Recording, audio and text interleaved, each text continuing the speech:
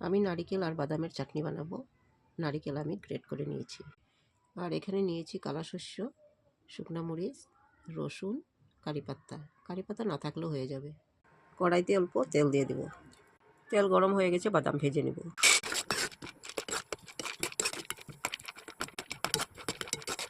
বাদাম আমার ভাজা হয়ে গেছে, না কারিপাতা অল্প ভেজে নেব।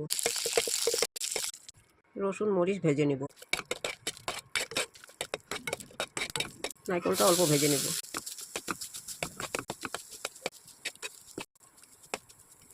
লবণ দিয়ে দেব। সব অল্প অল্প ভাজা হয়ে গেছে, আমি এখন গ্রাইন্ডারে কুটে নেব। অল্প জল দিয়ে দেব। বাদাম আমার কোটা হয়ে গেছে। বাসের জন্য তেল গরম হয়ে গেছে, শস্য, শুকনো মরিচ, পাতা। চাটনিটা আমি এখানে দিয়ে দেব। বাদাম নারকেলের চাটনিটা আমার হয়ে গেছে। Thank you.